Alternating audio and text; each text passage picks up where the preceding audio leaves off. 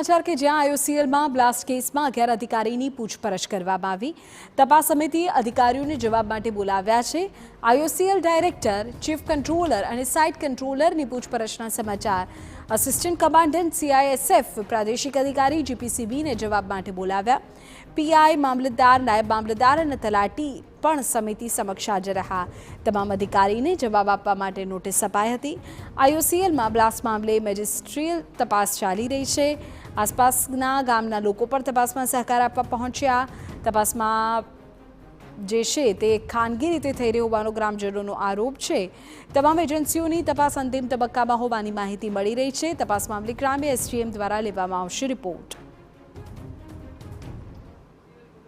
ગત 11મી નવેમ્બરે આઈઓસીએલમાં બ્લાસ્ટની સાથે આગની ઘટના બની હતી, જેની અંદર 2 લોકોએ પોતાનો જીવ ગુમાવવામાં આવ્યો હતો। પરંતુ જે પ્રકારની ઘટના બની હતી તેને લઈને સમગ્ર અધિકારીઓની ટીમ બનાવવામાં આવી હતી અને આ અધિકારીઓને તપાસનો રિપોર્ટ સોંપવા માટેના આદેશ આપવામાં આવ્યા હતા।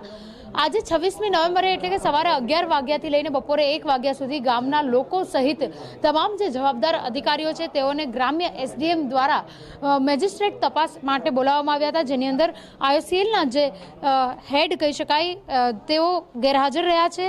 તો સાથે સાથે જે ગામના લોકો આવ્યા છે તેઓ દ્વારા પણ તેઓને આ સુનાવણીની અંદર સામેલ રાખવામાં આવે તે પ્રકારની માંગણી કરવામાં આવી રહી છે। કેટલાક ગ્રામજનો હાજર છે, તેમની સાથે વાત કરીશું। શું માહિતી હતી અને કેવી રીતે તમને હાજર રહેવા માટે જણાવ્યું હતું? જે બ્લાસ્ટ થયો એના પછી અમે 18 તારીખે કલેક્ટર સાહેબ, CM સાહેબ ને બધા તમામ નાયબ કલેક્ટર સાહેબ, TDO સાહેબ, DDO સાહેબ તમામને એક અરજી આપી હતી કે આની જે બ્લાસ્ટ થયો એના માટે આજુબાજુના ગામની સલામતી શું અને જે ગામના રસ્તા નાળિયાને બધું આ તે બધું પૂરી દેવામાં આવ્યું છે અને ઘણી બધી તકલીફો છે જે વારંવાર રજૂઆત કરવામાં આવી છે।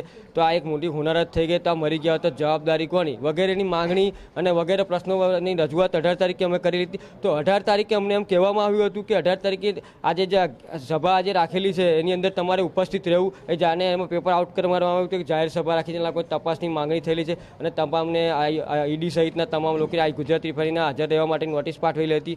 એ નોટિસના સંદર્ભની અંદર આજે એ લોકો 11 વાગે તો આયા તો ખરા, પણ એ કલેક્ટર સાહેબની અંદર જે અધિકારીઓ હોવા જોઈએ, જે રાઇટ ટુ જે પાવરવાળા જે અધિકારીઓ આજે હાજર નથી।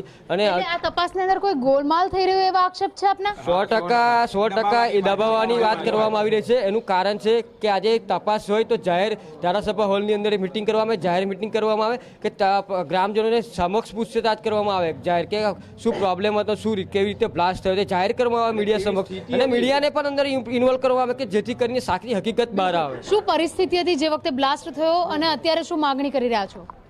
બ્લાસ્ટ થયો એ આ માનવ સર્જિત હોય તે ચોક્કસ લાગે છે, કારણ કે ગુજરાત રિફાઇનરી એ પ્રતિબંધિત વિસ્તાર છે અને આ તમામ કર્મચારીઓ આપને ખબર નહીં હોય પરંતુ આ પ્રતિબંધિત વિસ્તારમાં મોબાઈલ લઈ જવાનો બિલકુલ પ્રતિબંધ છે।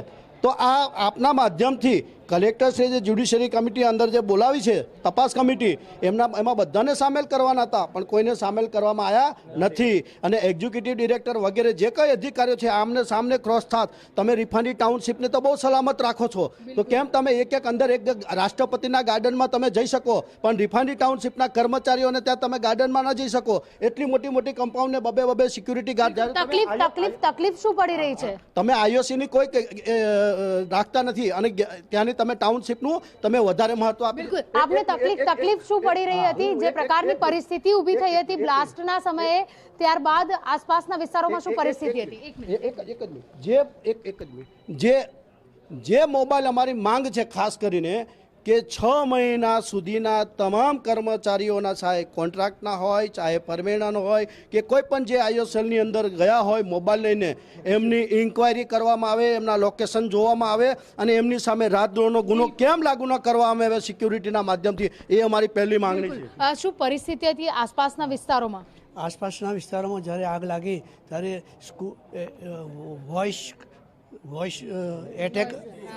વોઇસ એટેકથી કરચિયાના છોકરાઓ ભણવા જાય છે એની દિવાલ આખી લગભગ 70 ફૂટની પડી ગઈ છે।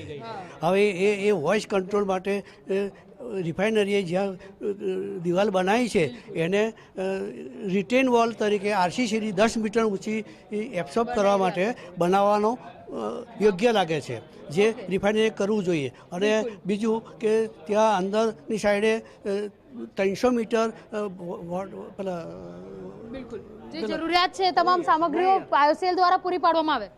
આઈઓસીએલ દ્વારા કરેલ નથી. ગ્રીન બેલ્ટ અંદર કરવો જોઈએ તે કર્યો જ નથી. જે પ્રકારે વડોદરા શહેરમાં 11મી નવેમ્બરે જે આઈઓસીએલમાં બ્લાસ્ટ થયો હતો, આગની ઘટના બની હતી, 2 લોકોએ પોતાના જીવ ગુમાવ્યા હતા. આસપાસના જે ગામો છે ત્યાં આગળ મોટા પાયે નુકસાન પણ થયું હોવાના જ્યારે જે તમામ જે લોકો છે તેઓ દ્વારા વિરોધ કરવામાં આવ્યો છે. હાલ જે રીતે વાત કરીએ કે લોક સુનાવણી ચાલી રહી છે, મેજિસ્ટ્રિયલ તપાસ ચાલી રહી છે, ત્યારે ગામના લોકોને પણ સમાવેશ કરવામાં આવે તે પ્રકારની માંગણી કરચિયા ગામના લોકો દ્વારા કરવામાં આવી રહી છે.